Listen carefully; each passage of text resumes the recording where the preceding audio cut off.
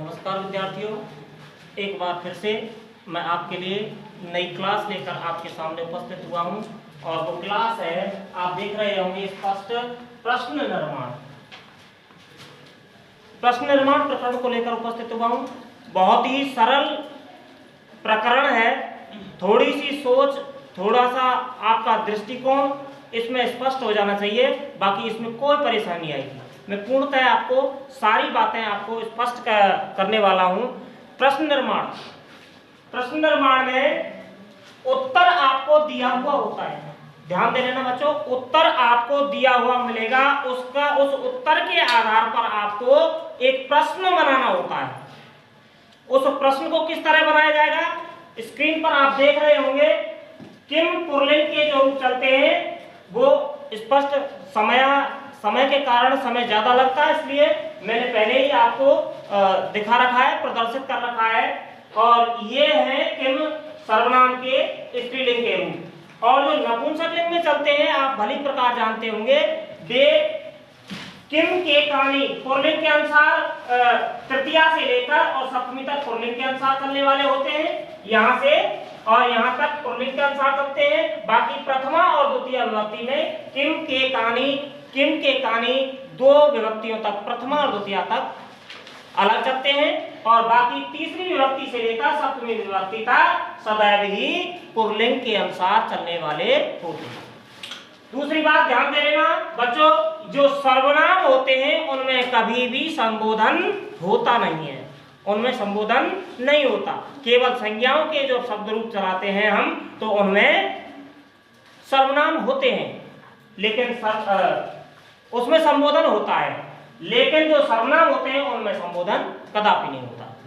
जैसे कि आपको मैं पहले सेंटेंस के द्वारा आपको इसको परिभाषित करने का प्रयास करता हूं। मोहनस्य पुत्र है रमेशः, जैसे एक यहां बता देता हूं आपके लिए। मोहनस्य पुत्रः रमेशः, यहां ये उत्तर दिया हुआ है, यहां उत्तर दिया हुआ है। यहां किसी भी शब्द पर आप रेखांकित करेंगे, जैसे कि मैं आपको इधर ही रेखांकित करके देता हूं। यदि इस रेखांकित शब्द को आधार बनाकर, ध्यान रखना बच्चों, प्रश्न निर्माण होता है उसमें सदैव ही किसी शब्द को रेखांकित करता है, उसको ही हम आधार बनाकर उसका प्रश्न बनाते हैं। तो मैंने जैसे आपको यहाँ रमेश शब्द है, यहाँ मैंने आपको रेखांकित कर दिया है और इस रेखांकित पद को आधार बनाकर प्रश्न निर्माण करना है। सबसे पहली बात आप ध्यान दे लेना कि इस जो रमेश शब्द है उसमें हमें सबसे पहले तो विभक्ति का ध्यान करना पड़ेगा। विभक्तियां कितनी होती हैं? 7 विभक्तियां होती हैं, प्रथमा से लेकर सप्तमी तक 7 विभक्तियां होती हैं। इसके बाद में दूसरी बात होती है हमारी वचन संस्कृत में पहले चर्चा कर चुका हूं, 3 होते हैं, एक वचन, द्विवचन और बहुवचन। और तीसरी चीज का और ध्यान रखना है बच्चों, इसमें ही हमें लिंग। संस्कृत में लिंग 3 प्रकार की, पुल्लिंग, स्त्रीलिंग और नपुंसक। देखना बच्चों, इन्हें यदि किसी भी, ऐसा नहीं है कि इस तरह किया है, किसी पर भी आप रेखांकित कर सकते हैं। जो पेपर लेने वाला है, पेपर सेटर, किसी पर भी रेखांकित कर सकता है। हमें तो बस इन 3 बातों का ध्यान रखना है। पहली बात, विभक्ति देखनी है, किसमें? जिस पर रेखांकित किया गया शब्द है उस पर सबसे पहले विभक्ति का ज्ञान करना है। दूसरी बात, वचन भी देखना है, एक वचन का है, द्विवचन का है अथवा बहुवचन का है। और तीसरी बात, आपको उसमें लिंग का निर्धारण करना है कि ये पुल्लिंग का शब्द है, स्त्रीलिंग का शब्द है अथवा नपुंसकलिंग का शब्द है। इस तरह से यदि आप निर्धारण कर लेंगे तो प्रश्न निर्माण में कोई समस्या नहीं आएगी। जैसे कि यहां जब प्रश्न निर्माण होगा, मैं लिखे देता हूं, प्रश्न निर्माण बनेगा इसका, मोहनस्य जैसा है वैसा ही लिखा है, पुत्रः जैसा लिखा हुआ है वैसा ही लिखा है, लेकिन हमें मतलब प्रश्न निर्माण के लिए ये आधार मिला है, ये रेखांकित मिला है। इसलिए हमें रमेश में सबसे पहले विभक्ति देखेंगे तो अच्छी तरह राम, के अनुसार ही इसके रूप चलते हैं, क्योंकि ये अकारांत पुल्लिंग है। इसलिए रामः शब्द आता है प्रथमा विभक्ति के एक वचन में, तो रमेशः भी प्रथमा विभक्ति का एक वचन। तो इसमें निर्धारण कर लिया मैंने प्रथमा विभक्ति, और वचन किया एक वचन, और लिंग का निर्धारण किया तो रमेश पुल्लिंग में आता है। इसलिए प्रथमा विभक्ति के एक वचन में, और वो भी पुल्लिंग के प्रथमा विभक्ति के एक वचन में। अब यहाँ चलता हूँ बगल में, देखिए ये पुल्लिंग के किन सर्वनाम के हैं। प्रथमा विभक्ति ये द्वितीया, प्रथमा, द्वितीया, तृतीया, चतुर्थी, पंचमी, षष्ठी और सप्तमी, इन सातों विभक्तियों में प्रथमा विभक्ति पुल्लिंग का, ये पुल्लिंग है, रमेश शब्द है पुल्लिंग। तो पुल्लिंग के शब्द रूपों का ध्यान करना है। यदि स्त्रीलिंग होता है यहाँ कोई नाम तो स्त्रीलिंग का देखते, यदि नपुंसक लिंग का कोई फल फूल पुस्तक आदि होता तो नपुंसक लिंग के शब्दों को, किन सर्वनाम के शब्दों को हमें देखना पड़ता। यहाँ रमेश है पुल्लिंग का देखता हूँ प्रथमा विभक्ति के, और एक वचन में कौन सा शब्द बना हुआ है बच्चों? कहा। कौन सा शब्द बना हुआ है? कहा। इस तरह से पीछे हमें क्या करना पड़ता है बच्चों? प्रश्नवाचक चिन्ह लगाना आवश्यक होता है, और प्रश्न बन के तैयार होता है मोहनस्य पुत्रः कहा, जिसका अर्थ क्या होता है? मोहन का पुत्र कौन है। अगला भी बताता हूं, जैसे कि राम का पिता दशरथ है, रामस्य पिता, रामस्य पिता दशरथः अस्ति। प्रश्न निर्माण बनाना है इसका, ध्यान करना। अब मैं आप कहें, यदि मैं इस पर आपको अंडरलाइन कर दूं, रामस्य शब्द को अंडरलाइन कर दूं, तो तुम्हें वही क्रिया जो मैंने पहले बताई है, तीन चीजें देख रही हैं, वही कौन कौन सी? विभक्ति, दूसरी वचन, और तीसरी लिंग। विभक्ति देखेंगे तो कौन सी विभक्ति में आता है? षष्ठी विभक्ति में आता है। वचन में देखेंगे तो कौन से वचन में आता है? एक वचन में आता है। और इसी तरह से यदि इसमें लिंग निर्धारण करेंगे, यानी कौन सी लिंग का है, तो पुल्लिंग का, स्त्रीलिंग का, नपुंसक लिंग में से कौन सा है, तो आप सदैव देखेंगे पुल्लिंग का है। तो षष्ठी विभक्ति के एक वचन में, और किसका? पुल्लिंग का। षष्ठी विभक्ति के एक वचन में और पुल्लिंग का शब्द जो आता है उसको आप अच्छी तरह से देखिए, प्रथमा, द्वितीया, तृतीया, चतुर्थी, पंचमी और षष्ठी। षष्ठी विभक्ति के एक वचन में कौन सा रूप आ रहा है? कस्य। तो इस शब्द को हटा देंगे, जो शब्द आधारित होता है, रेखांकित होता है, उस शब्द को हटा देते हैं, और उस स्थान पर, उसके स्थान पर किसका प्रयोग कर देते हैं? किम सर्वनाम का जो भी रूप आता है उसको स्थापित कर देते हैं और उसे विस्थापित कर देते हैं, इसको हटा देते हैं। इसलिए कस्य पिता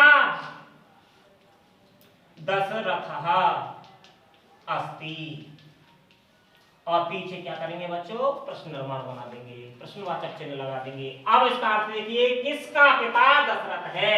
उत्तर में आ रहा है राम का पिता दशरथ है। ऐसे ही मोहन का पुत्र कौन है? उत्तर में आ रहा है मोहन का पुत्र रमेश है।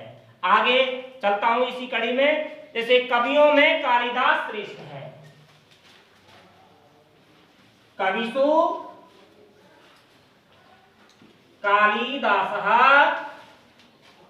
श्रेष्ठ। यहां में चलो इसी को अंडरलाइन कर देता हूं। तीन चीज देखनी, विभक्ति, वचन और लिंग। तो विभक्ति देखेंगे, सप्तमी विभक्ति देखेंगे, वचन देखेंगे, बहुवचन देखेंगे, लिंग देखेंगे, तो पुल्लिंग देखेंगे। सप्तमी विभक्ति के और बहुवचन में, सप्तमी विभक्ति के बहुवचन में पुल्लिंग का रूप देखिए, किम सर्वनाम में क्या आ रहा है बच्चों? केशु। इसलिए इस शब्द को हटाकर उसके स्थान पर केशु शब्द लगाकर बाकी पूरा सेंटेंस है उसे उतार दिया जाएगा। कालिदासः श्रेष्ठः, और पीछे प्रश्न निर्माण, प्रश्नवाचक चिन्ह लगाएंगे। बन के तैयार हुआ, किन में कालिदास श्रेष्ठ है? उत्तर मिल रहा है पहले ही, कवियों में कालिदास श्रेष्ठ है। अगला उदाहरण देखिए बच्चों, राम है,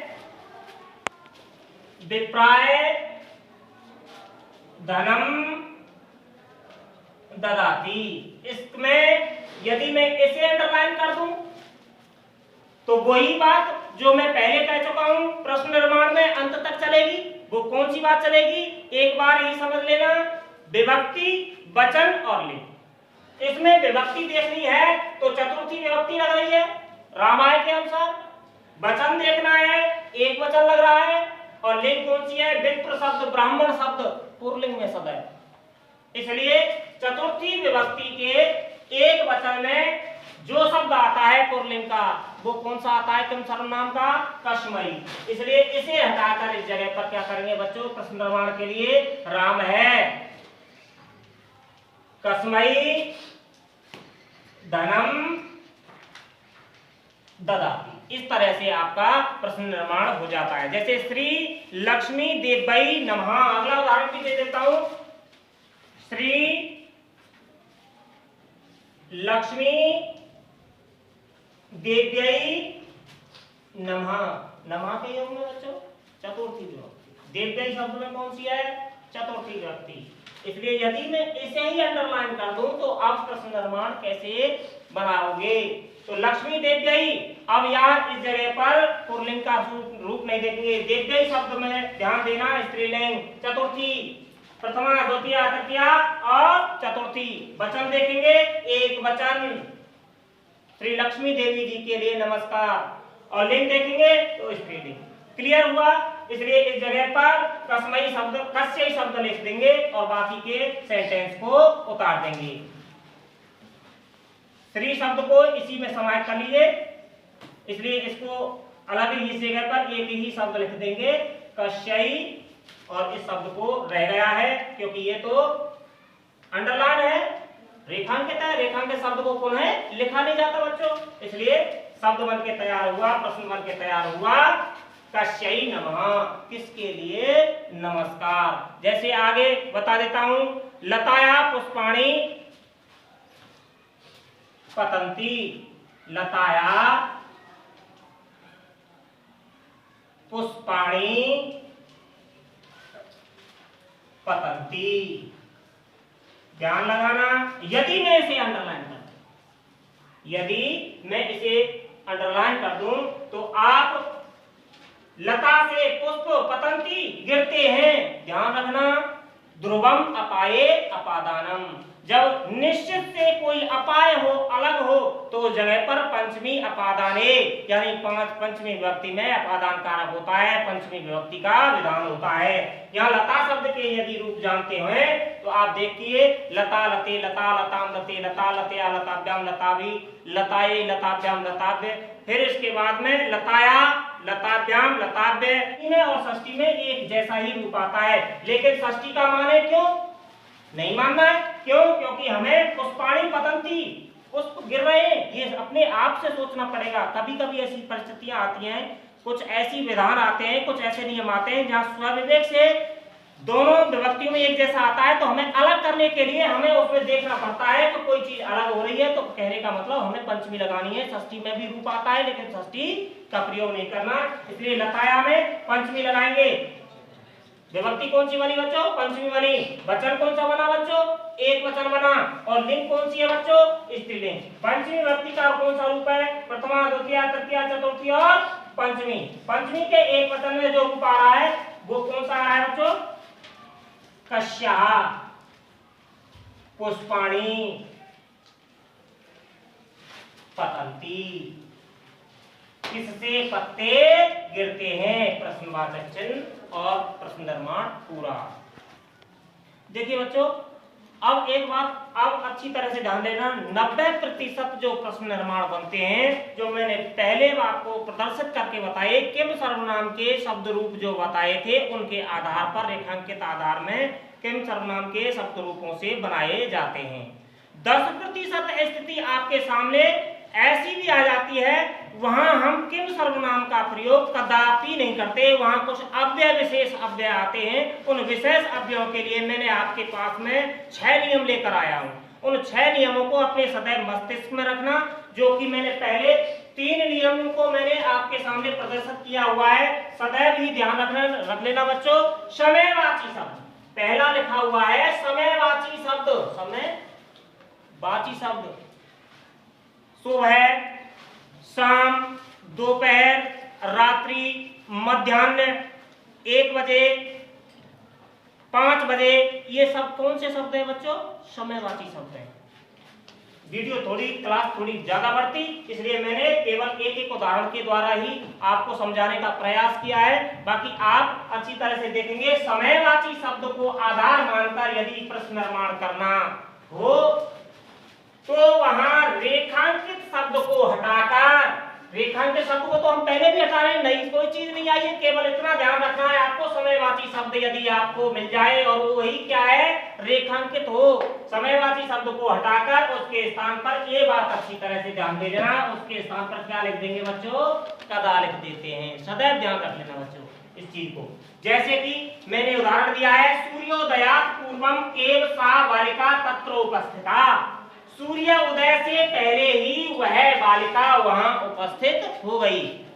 अब इसका जो प्रश्न निर्माण है, मैंने ये समयवाची शब्द है, ध्यान रख लेना, अभी अभी बताया था सूर्योदयात् पूर्वम, अर्थात समयवाची शब्द है, सूर्य उदय से पहले जो आता है वह समयवाची शब्द है। इस सूर्योदयात् पूर्वम शब्द जो समयवाची है, इसे हटा करके इसी के स्थान पर हम कदा शब्द को जोड़ देते हैं, जैसे कि मैंने अभी बताया है, और इसको पूरा हटा दिया। इसके बाद यहाँ से प्रारंभ किया लिखना, एव सा बालिका तत्रोपस्थिता, कदा एव सा बालिका तत्रोपस्थिता, प्रश्न बन के तैयार हुआ, कब ही वह बालिका वहां उपस्थित हो गई।